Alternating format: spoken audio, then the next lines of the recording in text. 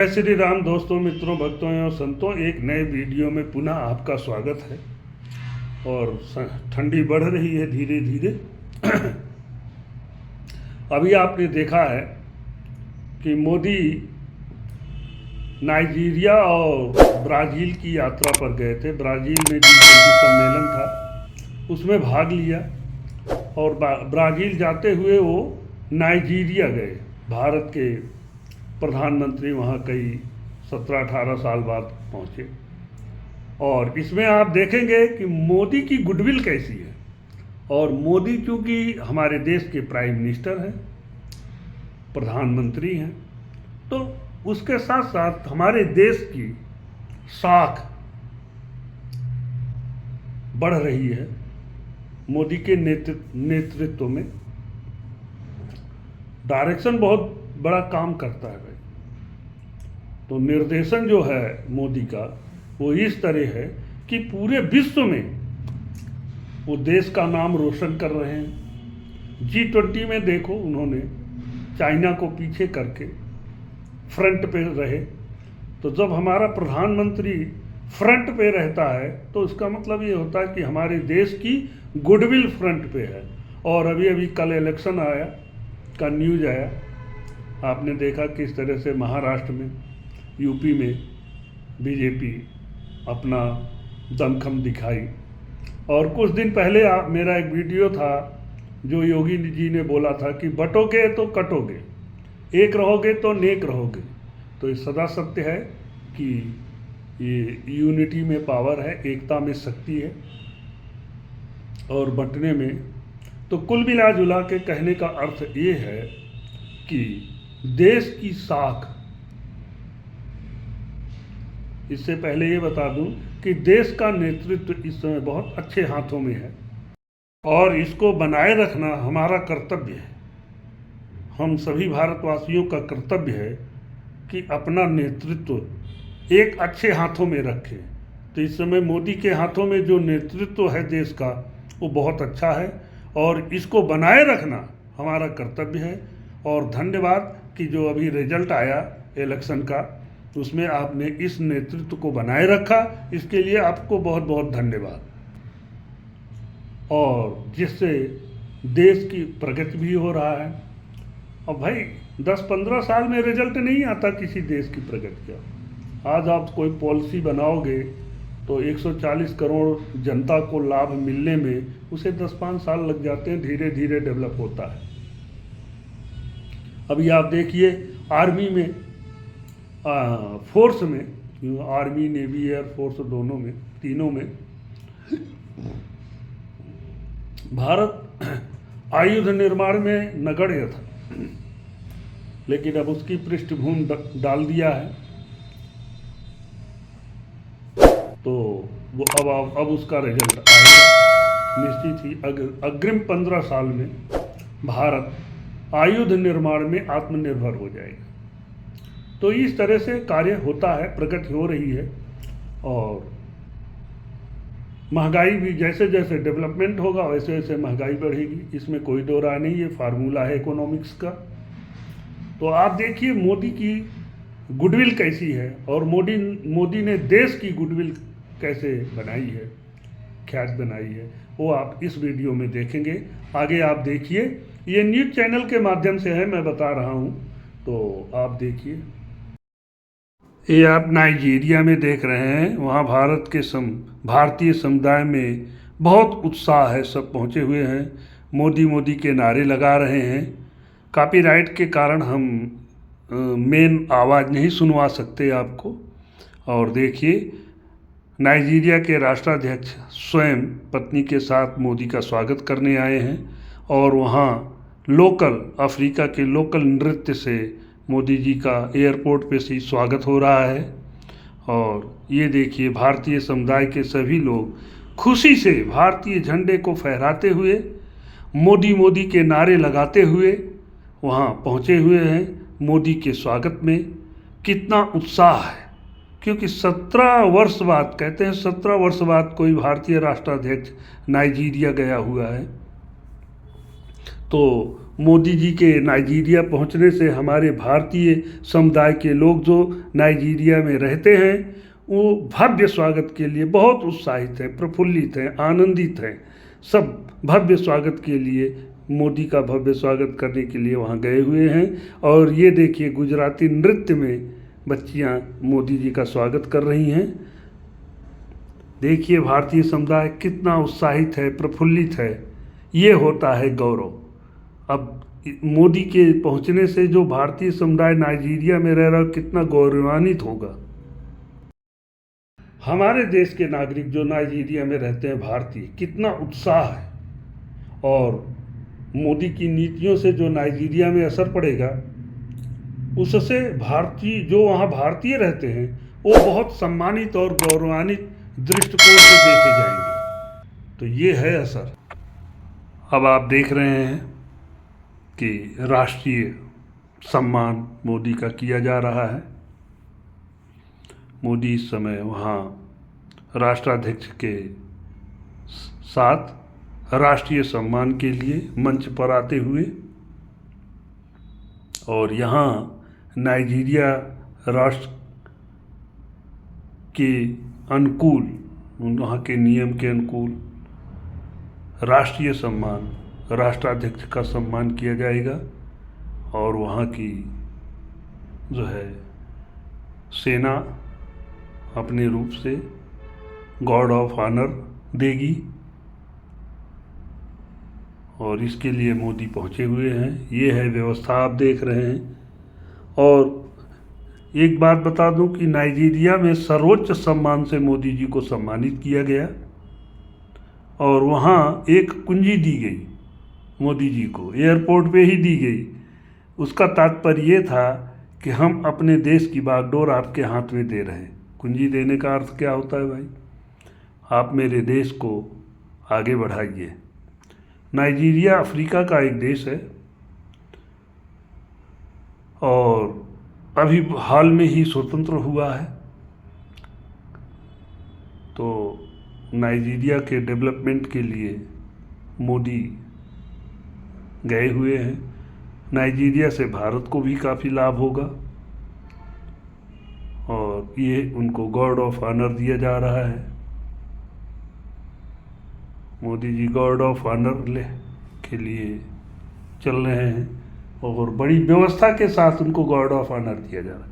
देखिए सशस्त्र बल के सैनिक चारों तरफ से एक राष्ट्रीय सम्मान के साथ मोदी को गार्ड ऑफ ऑनर देते हुए चारों तरफ से वो चल रहे हैं, मार्च करते हुए, बीच में मोदी जी। तो ये है भैया जलवा। इससे देश का सम्मान होता है, ये देश को सम्मानित किया जा रहा है। तो मोदी की नीतियों से जो है देश का गौरव बढ़ रहा है और हमें ज़रूरी है कि मोदी को ही अपने देश का नेतृत्व दिए रहें जब तक मोदी चाहे।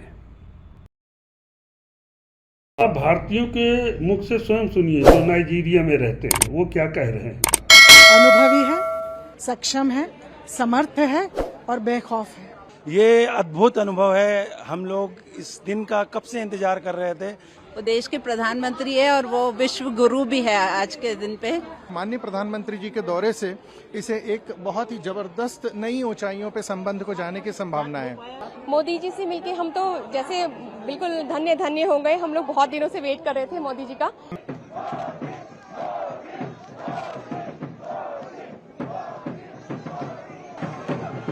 मैं माननीय प्रधानमंत्री जी से मिलने के लिए लागोस से आया हूं और ये हमें जानकर बहुत प्रसन्नता हुई। उनको मिलकर, उनको देखकर बहुत हर्ष हुआ कि 17 साल के बाद नाइजीरिया में हमारे प्रधानमंत्री जी पधारे। जिस तरीके से उन्होंने आ करके हम सबका उत्साह वर्धन किया। और यहाँ पर एक बहुत बड़ा भारतीय समुदाय है जो काफ़ी समय से रह रहा है, काम करता है। मैं खुद फार्मास्यूटिकल के क्षेत्र में काम करता हूँ, डिस्ट्रीब्यूशन और मार्केटिंग का काम करता हूं पूरे नाइजीरिया में। और यकीन मानिए नाइजीरियंस के उनके ऊपर भी उनके आने को लेकर के काफ़ी उत्साह है। और वैसे भी भारत के बारे में वो अब जो उत्सुकता और जागरूकता बढ़ी है, जिस हिसाब से भारत का जो बढ़ता हुआ प्रभाव देख रहे हैं उससे वो प्रभावित हैं और माननीय प्रधानमंत्री जी के दौरे से इसे एक बहुत ही जबरदस्त नई ऊंचाइयों पे संबंध को जाने की संभावना है। ये अद्भुत अनुभव है। हम लोग इस दिन का कब से इंतजार कर रहे थे कि हमारे देश के गौरव प्रधानमंत्री श्री नरेंद्र मोदी जी नाइजीरिया की धरती पर आएं और हम सभी भारतीयों का उत्साहवर्धन करें। बात हो पाई आपकी? हाँ, हमने पीएम को संदेश दिया कि हम कितने गौरव की अनुभूति कर रहे हैं। उनके आने से नाइजीरिया और भारत के संबंधों में बहुत बड़ा सुधार आने की उम्मीद की जा रही है और ऑयल एंड गैस के क्षेत्र में विशेष तौर से भारत को काफी लाभ मिलेगा। पीएम ने विश्वास जताया कि अभी समय की कमी है और इसको विशेष चर्चा करेंगे अगर समय मिला तो। मोदी जी से मिलके हम तो जैसे बिल्कुल धन्य धन्य हो गए। हम लोग बहुत दिनों से वेट कर रहे थे मोदी जी का, और ये मैंने स्केच बनाया है। मुझे स्केच करना बहुत पसंद है और जब मुझे पता चला कि मोदी जी आने वाले हैं और उन्होंने ये स्केच देखते ही साइन किया अपना, तो मेरी मेहनत तो बहुत सफल हो गई। मैं बहुत खुश हूँ आज वो अबुजा में आए। हाँ जी, हमारे प्रधानमंत्री जी ने बोला ये बहुत अच्छा बना है और उन्होंने मेरे हाथ से पेन लेकर उस पर साइन किया अपना और वो बहुत खुश हुए।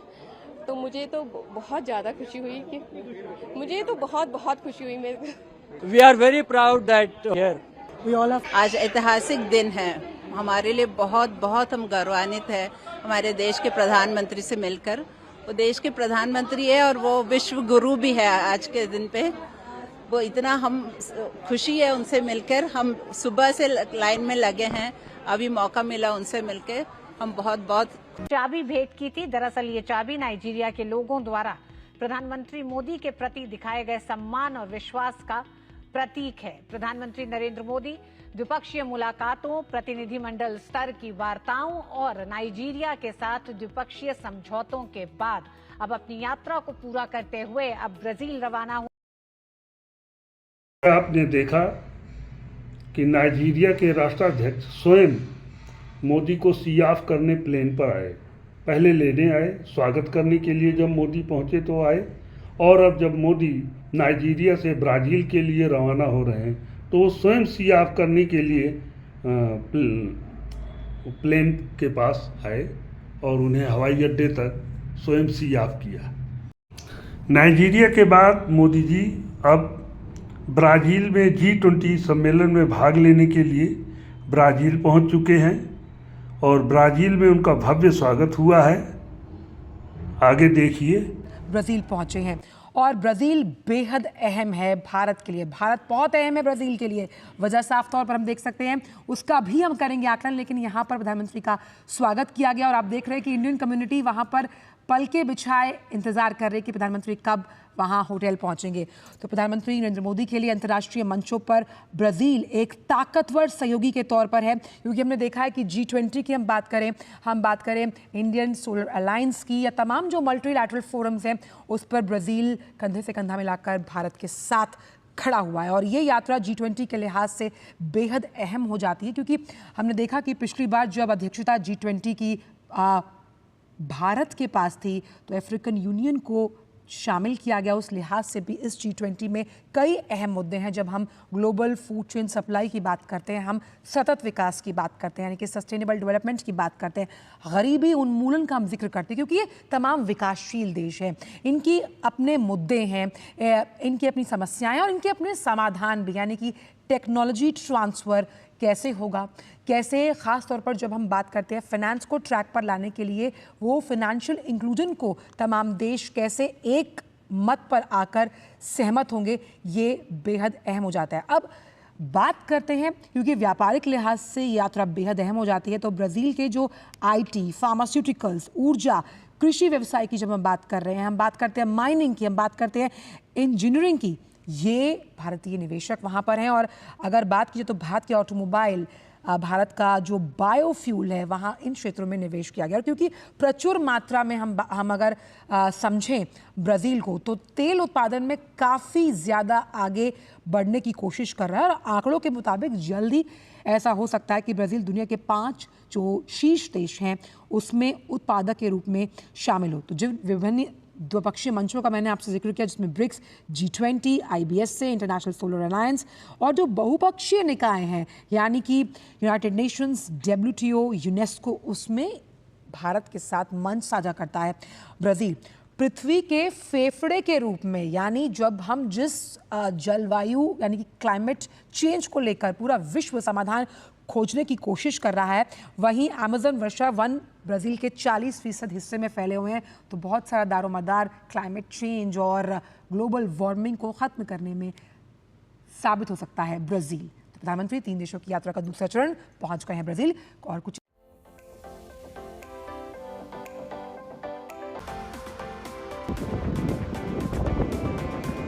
आपने देखा कि मोदी जी किस तरह अपने देश और अपनी नीतियों को विश्व पटल पे रख रहे हैं, जिससे देश को एक गरिमा, एक ऊंचाई पे ले जा रहे हैं और देश को एक ऊंचाई पे अंतर्राष्ट्रीय पॉलिटिक्स में स्थान मिल रहा है।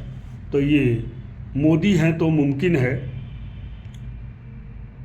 तो जिस तरह से अभी अभी आपने यूपी महाराष्ट्र का रिजल्ट देखा, निश्चित ही एकता में ताकत है और इसी तरह आप एकता बनाए रखिए और अपने देश की बागडोर ऐसे समर्थ नेतृत्व के हाथ में दिए रखिए, तभी देश प्रगति करेगा।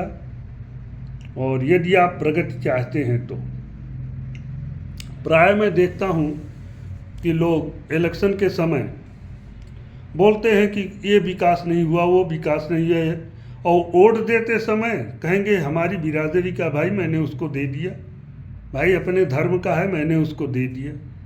वोट देते समय, अपनी सरकार चुनते समय तो आप बिरादरी और धर्म देखेंगे तो विकास कहाँ से होगा?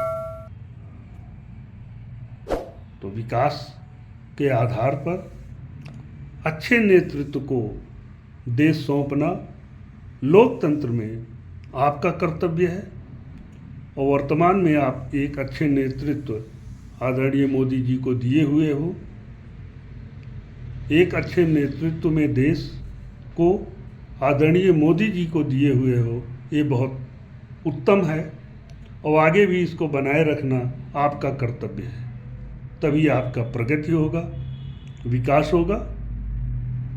यदि आप प्रगति विकास चाहते हो तो बात तो प्रगति विकास की करोगे, परंतु वोट देते समय आप आ जाओगे कि अपनी धर्म का है, अपनी जाति का है। तो वोट देते समय भी, वोटिंग करते समय भी ये धर्म जाति दूर रखो। एकता में ताकत है और एक रहोगे तो नेक रहोगे और नेक रहोगे तो देश प्रगति करेगा। फिर मिलेंगे अगले वीडियो में, तब तक के लिए जय श्री राम।